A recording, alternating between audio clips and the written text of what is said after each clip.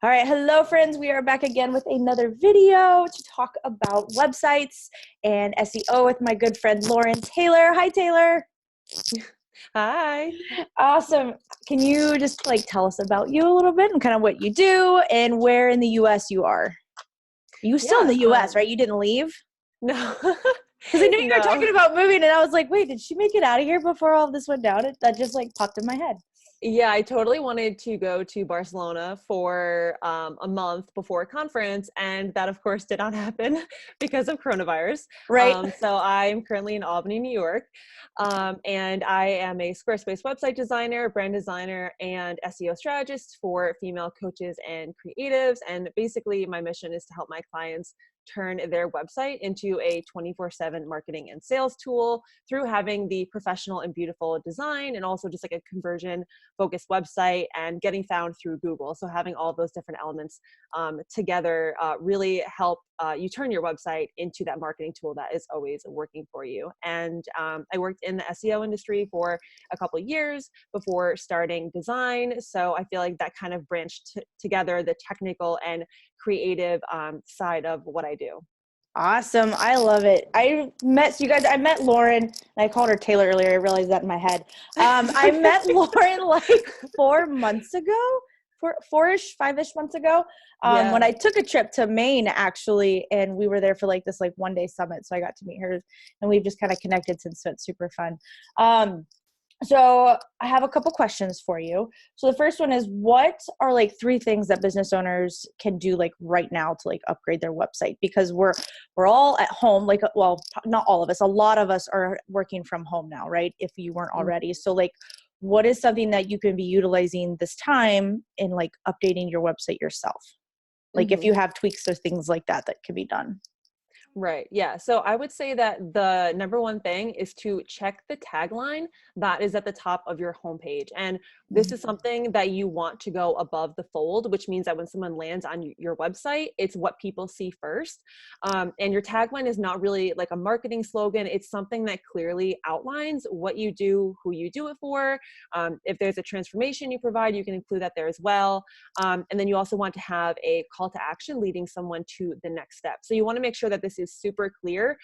Any kind of outside person should know exactly what it is that they're going to, learn from you, or what it is that you do once they land on your website. Because you really only have 4 to 8 seconds to capture their attention. If you're not super clear about what it is that you do, and you're using industry jargon or just kind of something that is or you're using words that are really creative and doesn't really make sense, you definitely want to go back and double check that to make sure that it's super clear. So I need to check mine because I'm pretty sure I just was messing with it the other day, and I was like, I don't think I have the right words on the big top of my website now. Oh no. Yes. Yeah. So So you definitely okay, want to go back to-do and check that. list for later. Yep. Definitely So get to do that, that. yeah. Okay. What So else? that's number one. And number two, which I know you can totally relate to, is having high quality images. So making sure that there are no selfies or any low quality images. I know that for myself, I definitely waited a very long time to get professional photos, and I'm kind of kicking myself now for not doing it earlier. Because Right? looking back, once I got them and started updating my website, I was like, wow, I definitely looked somewhat unprofessional to some of the potential clients that were coming to my website who were going to pay me for a premium package. And I did not have super crisp images. They weren't from an iPhone, but they were definitely a little blurry and they definitely needed to be updated. So it's definitely something that you want to, go through your website and, try to update those images. I know that right now photographers aren't really meeting with clients, but if you have the opportunity to do that, even if it's taking out some older stock photos and finding higher quality ones to replace them with. Yeah, especially if maybe somebody's rebranded and the photos don't speak to what you do anymore, or anything like that. I do have another question before you finish this one. Yeah.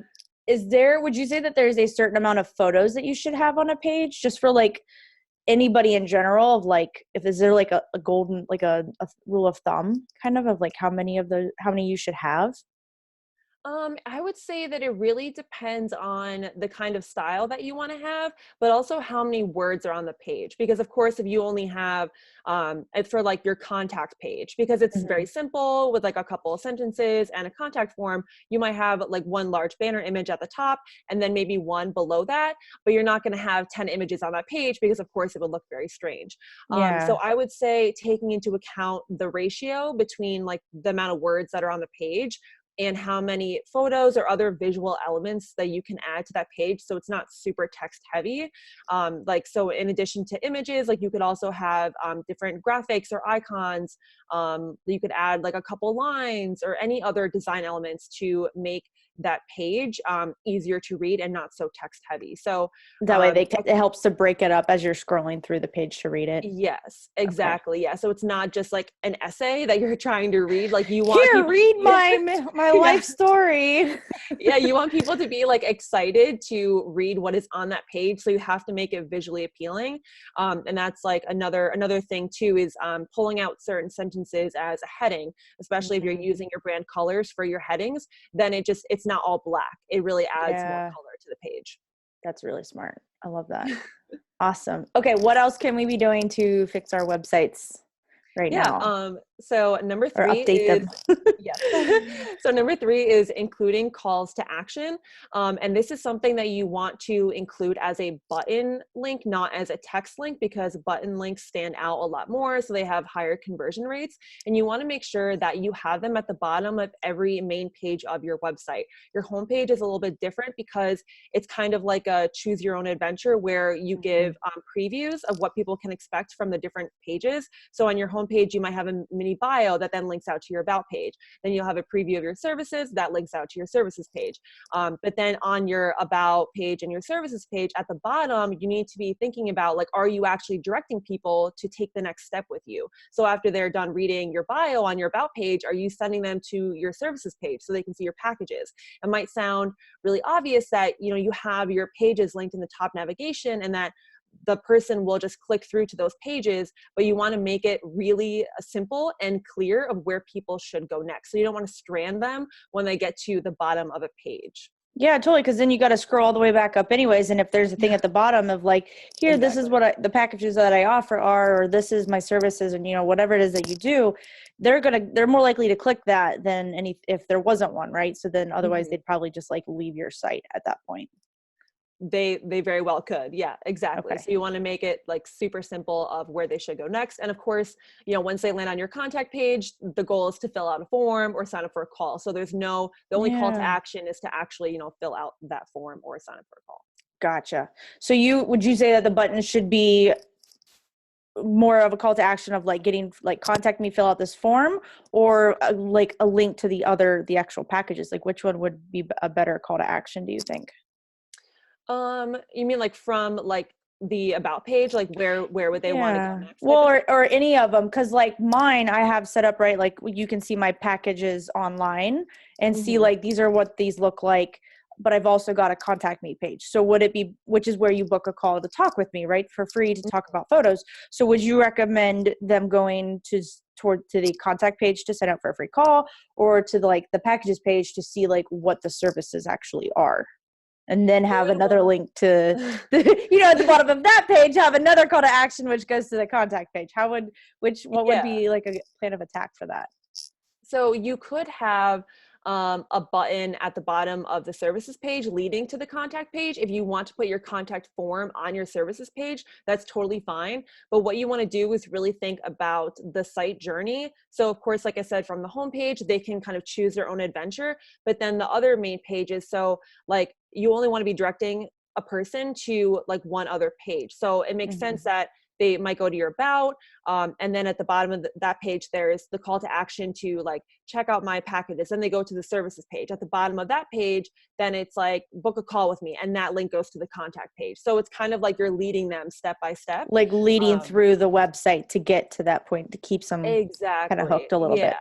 Okay. Yeah. So if you want to, keep it more simple, like I think for me on my services page, I think I just link out to my Calendly form. So I don't even think that I direct them to my contact page Hmm. on my services page, just to make it easier, because that is the next step, is setting up a call. But you could do it either way, where you have like the form on that page, on like your services page, or, linking out to your call form, or you could just direct them to the contact page. But Awesome. I love whatever that. it is, you should only have one. It should Only. only be directing people to one destination, because if you are including like 3 different calls to action, then they're going to get overwhelmed and they're not really going to know what to do. Yeah, that totally makes sense. Because at that point, I feel like the overwhelm would be like, okay, well, I'm done with this. We're just not going to mess with this anymore, which defeats the purpose of having the website, because you want people to be on there to see what you do, to sign up for a call, and to hire you for your service. So that Exactly. makes a lot of sense. So if you have not done that yet, guys, please go do that. um, what about, so like tracking, like analytics for your page? Hmm. Like, what would you recommend would be like the best way to do that?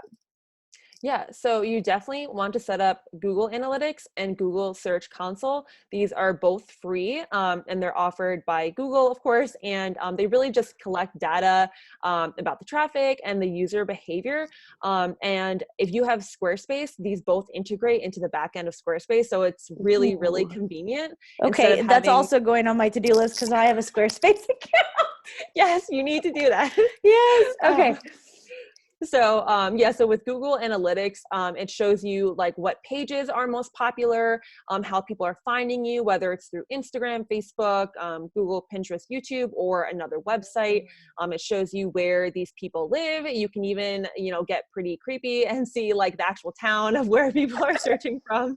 Oh. And it just like collects all of this different data about how people are using your website. And what I love about Google Search Console is that it shows you the actual keywords that people are typing into the Google search bar to find Oh. you. So That's probably like the biggest helper right there, because what is yes, the consumer searching when they're looking for you, and are you using the same combo, the right combo, to exactly. make sure that you're Yep, being found by the people that you want to be working with, and from exactly. where And these then leads are coming from. That's always so good to mhm, know. Of like, if you're more of your leads are coming from Facebook than it is from Instagram, right? Then you probably want to make sure you're ramping up those the Facebook stuff versus your Instagram, because you're getting more of a conversion rate from over there. exactly. Yeah. And with Google Search Console and seeing like the different keywords that people are typing in to find you, it also shows you what you're ranking for in Google, like for a bunch of different terms. So like a lot more will show up as you blog on your website, but you'll see all of the different phrases and where you rank in Google. So if it says that you're like ranking on average in position like 15, that means you're in the middle of page 2.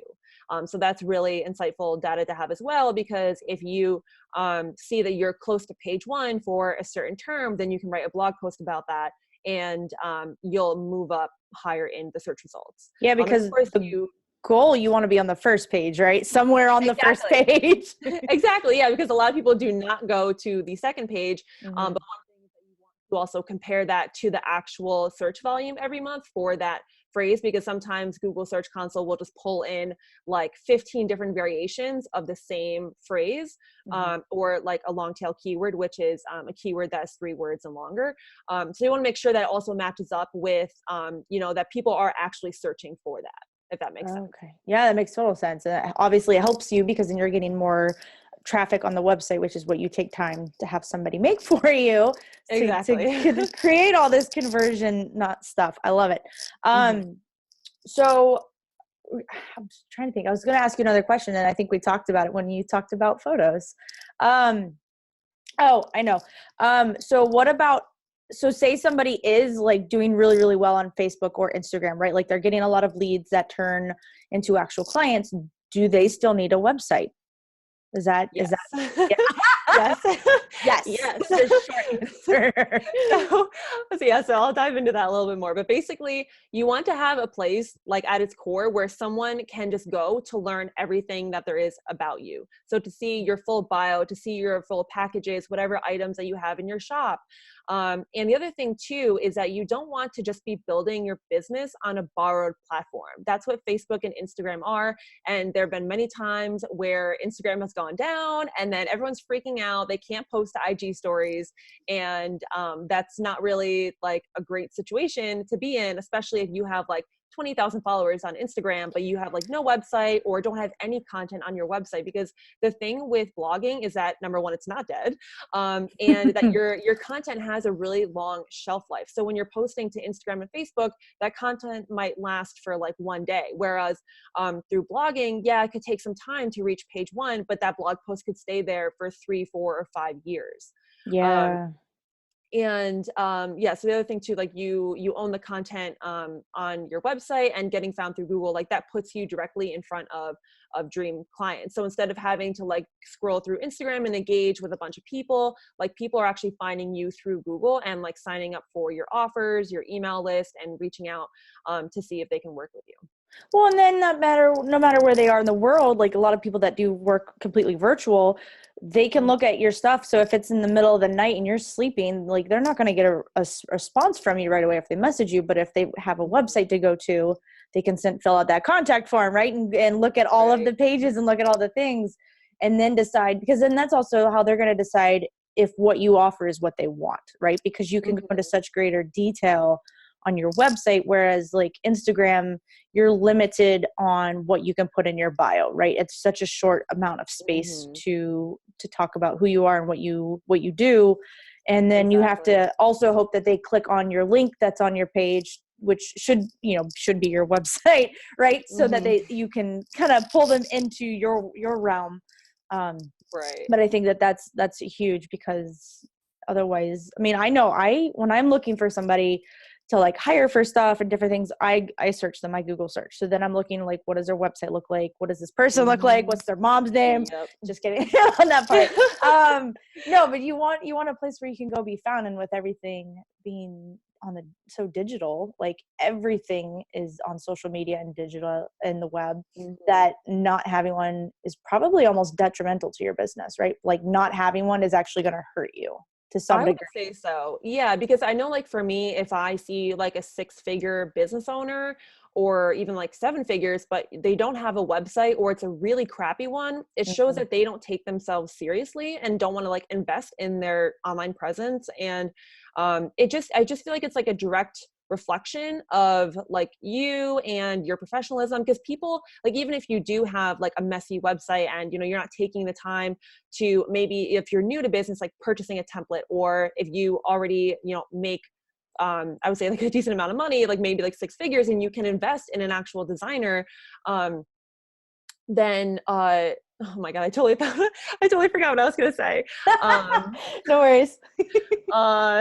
Oh my God, what was I just saying? I mean, I like knew investing in a website, and if you have one, versus even if it's not new and updated, versus like not having one, that still at least is like you still want to put out a professional image. I think that's what I was trying to say. I'm like going on and like, oh my God, I have no idea what was going to come out. It's gone. Yeah.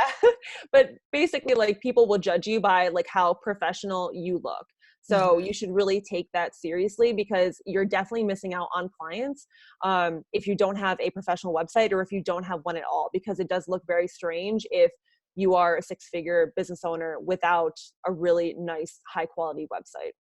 Yeah, especially if you're like a coach or somebody who works all online, like who doesn't have a website in 2020, right? Like it's so easy to even DIY one for yourself. I feel like it's so easy to set something up to start creating an online space for yourself in that way. Like, right. Yeah. There's so many resources out there. There's a lot of courses. There's a lot of really beautiful templates for like $200. So there's definitely the ability to get a really nice website and not have to spend a fortune if you're in the beginning stages of business.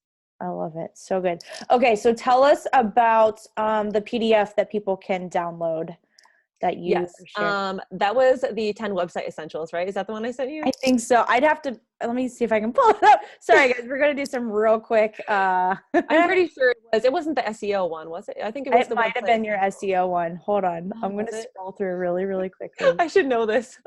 I know. I'm like, I should have had this. It's the SEO guide and the checklist. Oh, okay. Yes. So, Okay. If that's not the um, right one, we'll do a different one. oh no, it's fine. Okay. So basically, yeah, it just kind of walks through like an intro of what SEO is. I believe I have like a small glossary in there with some terms to familiarize yourself with. And then I have a checklist for your website settings and also your blog posts. And it is geared towards Squarespace, but you can still do a very similar thing inside of WordPress or Show It. Okay, awesome. So what happens if anybody starts messing with their websites and they're like, what did I just get myself into? Can they reach out to you and Yes, be like, definitely. hey, I don't know what I did. I read your guide and now I'm stuck and I don't know. Yeah, I do have actually do have a conversion boost call, which is like a website audit on steroids. It's like an Ooh, hour-long call where I walk through everything in the back end of your website and give you feedback on the messaging, design strategy, and SEO of the website. That's $97. So that is, me working with you to point out all the areas where your website can be improved. Or if you'd rather just hand it off, I am booking one-on-one clients for May, so that's also an option as well. cool. I love it. So where can we find you at, Lauren, in the On online world? Instagram, I am at it's at Lauren_Taylar, and that's Taylar. And then my website is just laurentaylar.com. Awesome. So if you guys have any questions for her, if you want to connect with her online, I will make sure to drop in the comments or in the description for you guys so you can check it out. And if you guys have any questions for her, drop them below. I'm sure she'll come back to check the video once Yes, it any is on. questions that you Once have, I'll this definitely is answer them. live, she'll come back. She'll answer any questions. So please don't hesitate to drop those down there. I hope you guys enjoyed this and stay tuned for the next one.